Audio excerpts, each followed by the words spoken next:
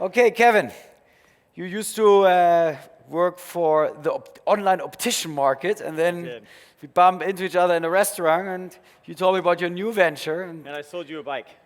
Exactly. Thank you so much. Great, thanks, Margo. So excited to be here today to tell you about the journey that we've been on at Peloton through the 7 years of our existence, and then also a bit about our launch into the UK here. So at Peloton, we're changing fitness, where fitness happens, and where and how people are working out. Just a little quick background on the company. So we were founded 7 years ago in New York City by John Foley and 4 other founders. We have over 2,000 employees now across the US, Canada, and the UK. We actually launched in the UK September last year. We just celebrated our first birthday in September as the first major market outside of our home US market. We've grown quite quickly. I'll talk a little bit about that. We have over 1.4 million members now around the globe, and just under $1 billion of sales so far. So I just wanted to give you a little bit of context on the fitness market, just to kind of back up a little bit to show you where we've come from. Fitness is actually a relatively young category. 50 years ago, if you asked somebody about fitness, this is kind of the image that they would have in their mind. It was something you were doing in a high school gymnasium, or if you're a professional athlete. Then people started jogging and running and doing fitness for their own good. So this is from the 70s here. If people saw you running before that, they might think that you're running from somebody, or somebody was chasing you. Obviously, it's now become a part of everybody's daily life. Also, if you just think about overall well-being, right? So 30 years ago, people were drinking Coke, eating Cheetos, and your doctor might have even recommended smoking, right, to take some of the anxiety and the stress away.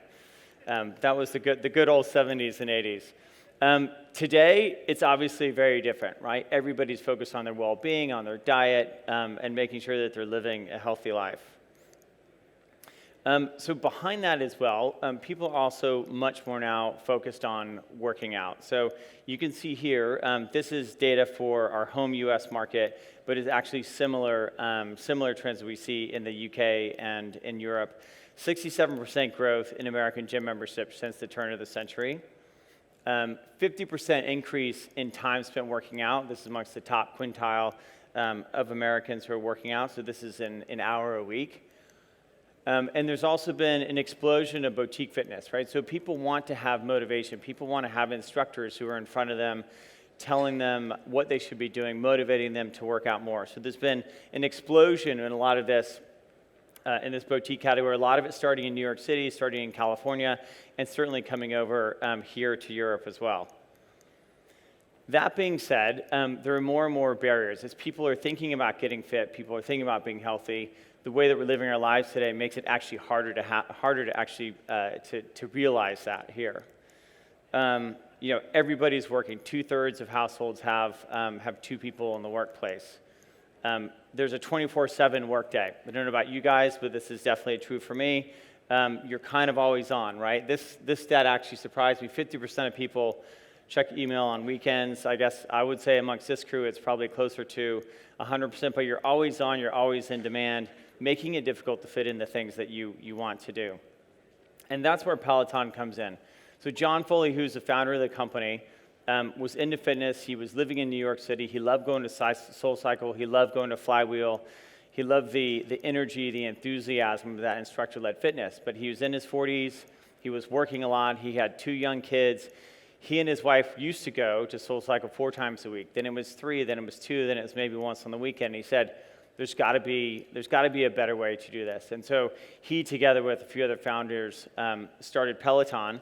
And I've got a short video that I'll show you here that kind of brings that to life. So it stars Emma Lovewell, who's one of our instructors based out of New York, and a few of our hardware and software engineers who have helped us design the product.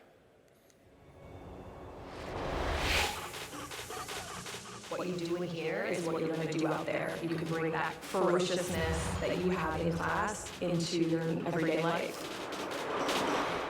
We've built out a home screen that elevated live classes, that elevated social experience. We get to give high fives, we get to cheer people on. I'm gonna give you the loud music during the interval, during the push. You're just dripping sweat.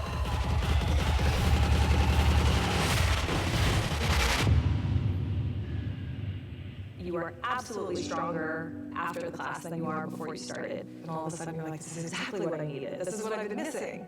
Amazing content, amazing user interaction. That attention to detail is instrumental in building the Peloton experience holistically. It creates what I believe to be one of the best products in the world.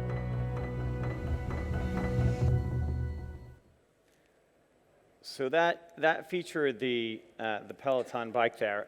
To make all that happen, John and the team decided they had to do everything from scratch, right? So they came up with the bike. They worked with hardware engineers, with supply chain to come up with the bike. We've now then since gone into the tread in the North American market, developed all the software to bring all that together, to bring that experience to life on the bike, to bring community and social aspects into it. And then also start our own studios. So we have a studio in New York City. We have a studio here in London. We're now doing 30 live new rides a day across multiple disciplines. So that's nearly 1,000 new rides. So we had to really start the business entirely from scratch across the whole supply chain. So I gave you a bit of that context. You can understand the product market fit then that we're trying to achieve for Peloton. So if you think about where people were getting their fitness before, there's been traditional home fitness equipment for a long time. What's that good for, right? So it's very convenient. It's in your home. You can do it when you want to. It's right there next to you. Very flexible about when you can use it. Not quite as motivating though. You might be watching the news or something like that. It's not the same energy that you get in a studio. If you then think about boutique fitness, which also, like I talked about, is really expanding, it's got tremendous energy, right? So it's got a ton of motivation. You're in the class with a lot of people. You're pushing each other on, but it's not as convenient, right? You have to travel there sometimes. And one of the biggest issues is if you've got a great instructor, the class gets full, right? So you don't even have the chance to work out with the instructor that you want. Peloton actually takes the best of both of those, right? So it brings the energy and the excitement of that instructor-led fitness and class into the convenience and comfort of your own home. So you don't have to sacrifice on either convenience or on the quality of the workout. And so in a lot of ways, what we're doing is disrupting that retail and that fixed asset market, right? So we're time-shifting consumption, we're giving you more selection, we're improving the experience. And that's happened in quite a few other categories, right? So that's really been a big trend over the last 20 or 30 years. You've seen what Netflix is doing to local theater operators. You're seeing what Nintendo, the Xbox are doing to arcades, right? There aren't really any arcades anymore. You're seeing what Spotify is doing to CD stores and music stores, what Amazon is doing to traditional retail, right? So it's this disruption and this connection and use of technology that's allowing us to actually create this disruption in the market. That being said, we had to build the entire business like I talked about with the bike from beginning to end ourselves. We've actually become a hardware company, a software company, a media company, a retail company, and a logistics company. We've had to develop that expertise as we built out the business. And then if I then think about how our challenge of my team here is to bring that to the UK, we've been replicating that entire vertical stack as we've launched into the UK market. From a retail perspective, from a studio perspective, marketing and operations. I'll show you some examples of that.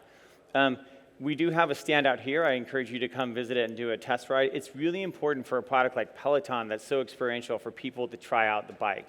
So our strategy here is called Bums on Bikes. It's kind of our marketing strategy in the UK.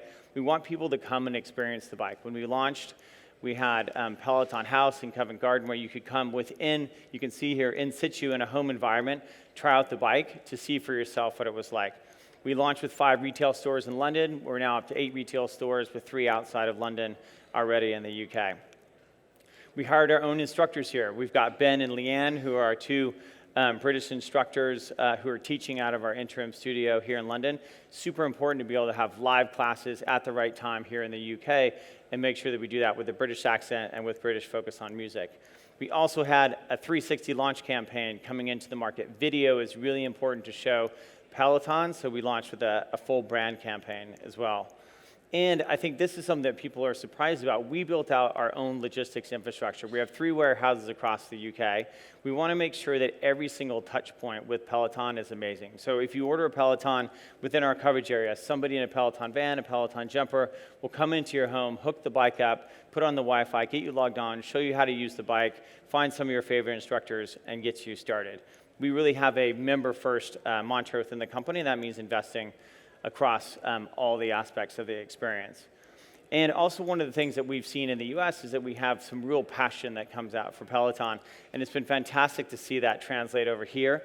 I think the thing I was most excited about was the first Peloton tattoo that we saw on social media here in the UK. You can see there that's the mantra of one of our instructors, and we've really seen a lot of the community come together, a lot of that passion translate over here in the UK.